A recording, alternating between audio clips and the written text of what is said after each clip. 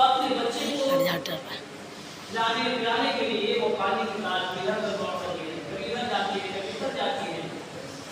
آپ اللہ رب العزت کا حکم ہوا، اللہ نے حضرت جبرائیل علیہ السلام کو حکم دیا اس جگہ جاؤ اور اپنے پر مارو جہاں اسماعیل علیہ السلام جہاں تیری رگڑتے ہیں۔ اب اللہ کے حکم سے وہاں پانی نکل آیا، اب ماں خوشی خوشی وہاں پر اپنے بچے کو پانی پلایا۔ اب اس پانی کو دیکھ کر سارے جانور وہاں پہنچنے لگے پانی پینے کے لیے۔ اب جانوروں کو دیکھ کر کے لوگ بھی وہاں پہنچنے لگے، اور ایک وقت ایسا آیا کہ وہاں اتنی بڑی آبادی ہو گئی کہ وہاں کی دنیا تک کے لیے وہ جگہ یادگار ہو گئی، جہاں سارے لوگ کچھ کرنے لگے، جسے آج ہم لوگ مکہ المکرمہ کے نام سے جانتے ہیں۔ یہ تیسرا امتحان بھی حضرت ابراہیم علیہ السلام نے کامیابی حاصل کی ہے۔ اب چوتھا امتحان ہے کہ جب بچہ بالکل بڑا ہو گیا، روایتوں میں ملتا ہے کہ اس وقت تقریباً حضرت اسماعیل علیہ السلام کی جو عمر تھی وہ 14 سال تھی۔ کچھ روایتوں میں کچھ ہے، لیکن ایک روایت میں یہ ہے کہ اس وقت ان کی عمر 14 سال تھی۔ اب جب وہاں اللہ کے حکم سے ابراہیم علیہ السلام پہنچے ہیں اپنے بچے سے ملنے کے لیے، تو اب جب 8 ذی الحجہ تھا تو اس وقت اللہ رب العزت نے ان کو خواب میں یہ دکھایا کہ اپنے بیٹے کو ذبح کرو، یعنی ان کی گردن پہ چھری چلاؤ۔ یہ خواب دکھایا، وہ 8 ذی الحجہ تھا۔ پہلا خواب دیکھا، دوسرا خواب دیکھا، اپنے بیٹے سے تذکرہ کیا، پھر تیسرے دن یعنی جس دن قربانی تھا 10 ذی الحجہ، اس دن بھی یہی خواب دیکھا۔ اب اپنے بیٹے سے تذکرہ کیا کہ میں بار بار خواب میں یہ دیکھ رہا ہوں کہ میں تجھے ذبح کر رہا ہوں۔ انی ارا فی المنام انی اذبحک فانظر ماذا تری۔ تو آپ بتائیے کہ آپ کی کیا رائے، آپ کیا کرتے ہیں اس بارے میں؟ تو بیٹا بھی چونکہ وقت کا نبی تھا، نیک تھا، بردبار تھا، اپنے ابو سے کہا قال یا ابت افعل ما تؤمر، کہ میرے ابو آپ کو جو حکم ہوا آپ کر گزریے، ستجدونی ان شاء اللہ من الصابرین، کیا یقیناً مجھے صبر کرنے والوں میں پائیں گے۔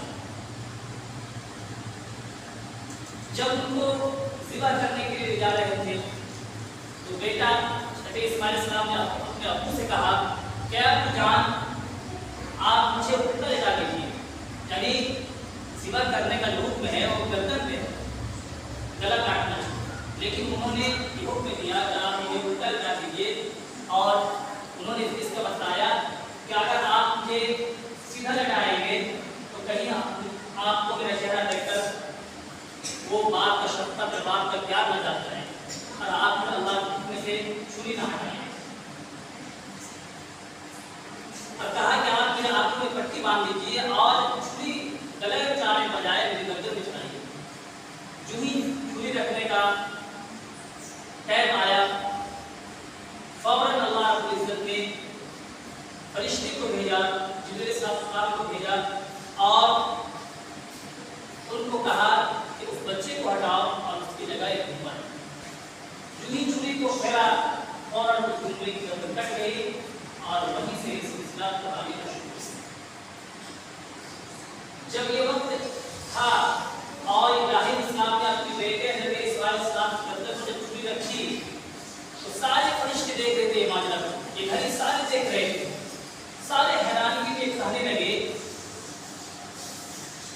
کہ ہائے افسوس، ایک باپ جس کو بڑھاپے میں ایک نیک اولاد ملا، ایک بچہ ملا، آج وہی باپ اپنے بیٹے کے اوپر چھری پھیر رہا ہے۔ اب اس کیا ماجرا ہے؟ سارے فرشتے وہاں غیب وقت اور بلند آواز سے کہنے لگے اللہ اکبر اللہ اکبر۔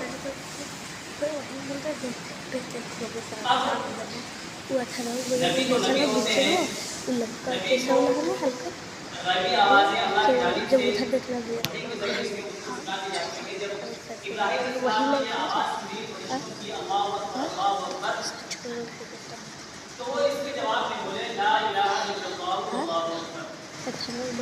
اب جب ان کا ذبح ہو گیا تو اس کے بعد اسماعیل علیہ السلام نے کہا اللہ اکبر وللہ الحمد، تو ہم تکبیر تشریق کے نام سے یاد کرتے ہیں۔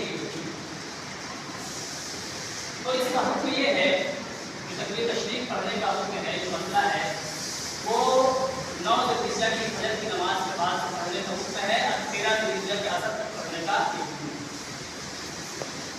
تو ہم لوگ بھی کیونکہ ابھی ذی الحجہ کا مہینہ شروع ہو چکا ہے، ہم لوگ بھی ایک بار بلند آواز سے تکبیر تشریق پڑھ لیں۔ اللہ اکبر لا الہ الا اللہ اللہ اکبر وللہ الحمد۔